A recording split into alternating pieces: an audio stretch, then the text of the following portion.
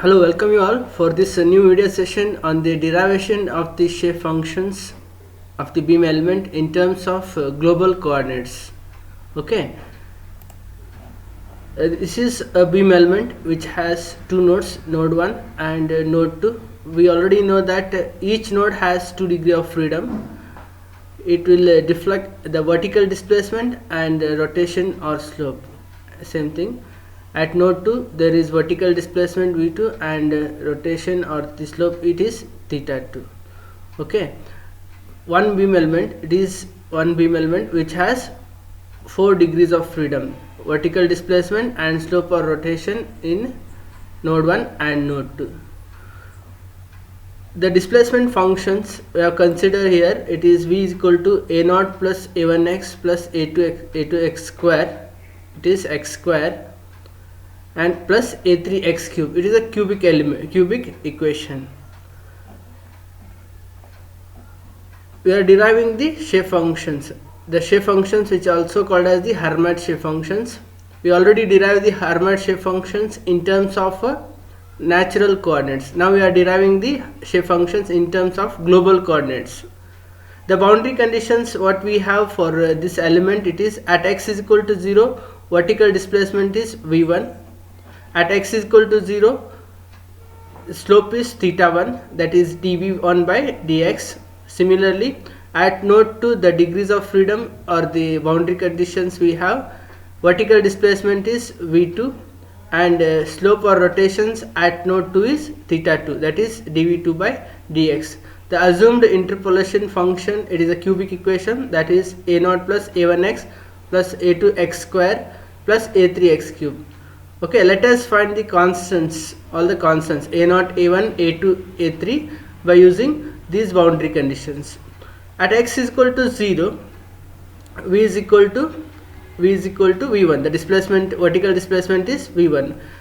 When it is substituted, when the first boundary condition is substituted, then x is 0. X is 0 means it is 0. This term is 0. This term is 0. So a0 is equal to v. V is v1 at node 1. So a0 is equal to v1. First constant it is v1. Similarly, applying the second boundary condition. What is the second boundary condition? That is the at x is equal to 0, theta 1, that is dv1 by dx1.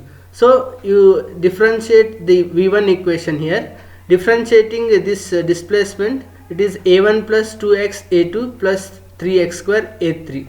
Okay, when at x equal to 0, it is dv1 by dx. So putting x is equal to 0, it is a1.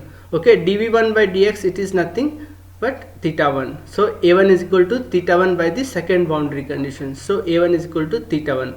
Similarly, applying the third boundary condition. What is the third boundary condition here? At x is equal to L, vertical displacement is v2.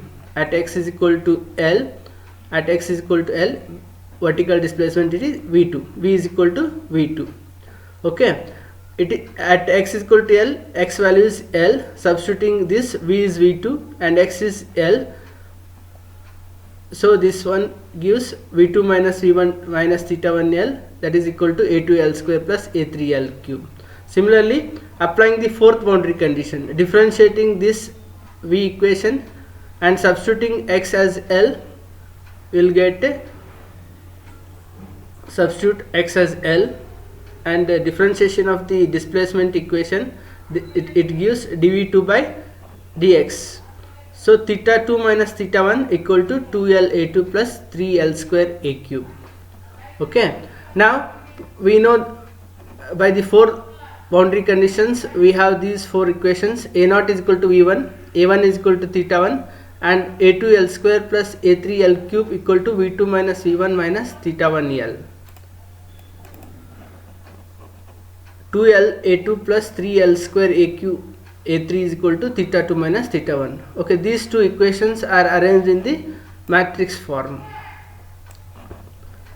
Next, by Kramer's rule, this matrix, okay, how to find the coefficients by the Kramer's rule.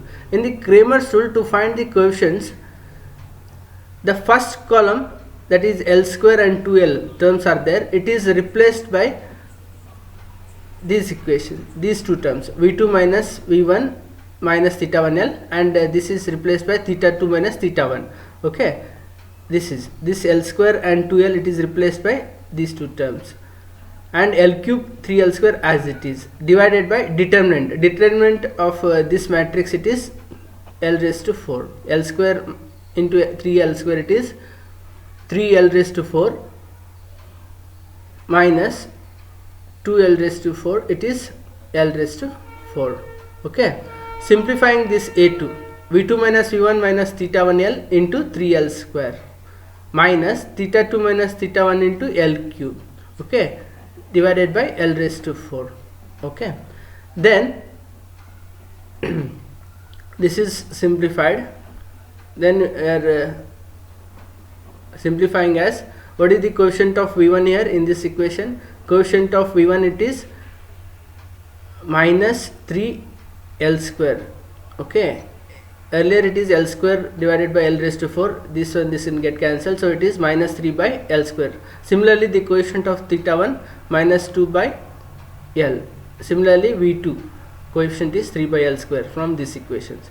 Okay, similarly, by Kramer's rule, the second column can be replaced by these terms, v2 minus v1 minus, then so it can be by the Kramer's rule, L square 2l as it is, and L cube 3l square, it is replaced by this one.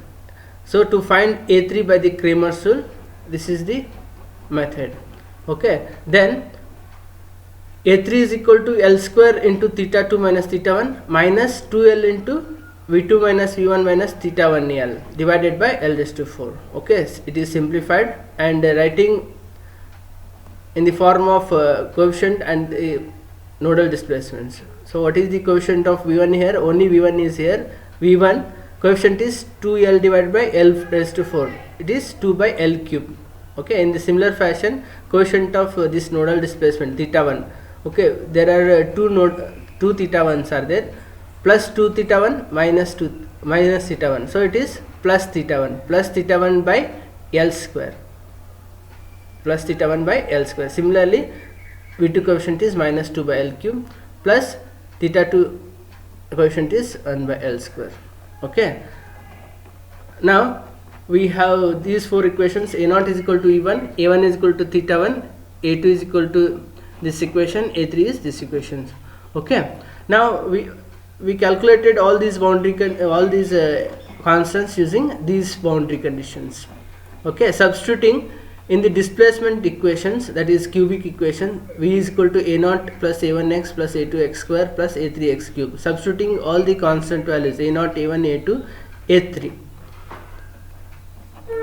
substituted all the values here, and a0 is v1, a1 is theta 1, and a2 is this equation, and a3 is this equation into x cube.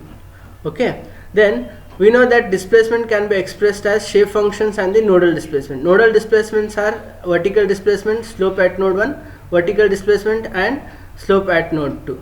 So writing in this fashion, okay, see here in this equation, what is the coefficient of v1? The coefficient of v1, it is 1, plus coefficient of v1, it is minus 3 by L square x square. Here v1, the coefficient of v1 is 2 by L cube x cube. Okay, so here similarly the coefficient of theta 1, it is x here, and the coefficient of theta 1, it is minus 2 by L x square. Here coefficient of theta 1 is 1 by L square x cube. Okay, it is written here. In the similar fashion, coefficient of v2 and theta 2 is taken here. So comparing this equation and this equation, okay, the coefficient of nodal displacements are shape functions. Okay, what is the coefficient of v1? It is this equation, 1 minus 3 by L square x square plus 2 by L cube x cube. This is nothing but coefficient of v1, it is n1. In the similar fashion, n2 is x minus 2 by L x square plus x cube by L square. Okay, these are the shape functions for the beam element in terms of global coordinates. Okay, thank you.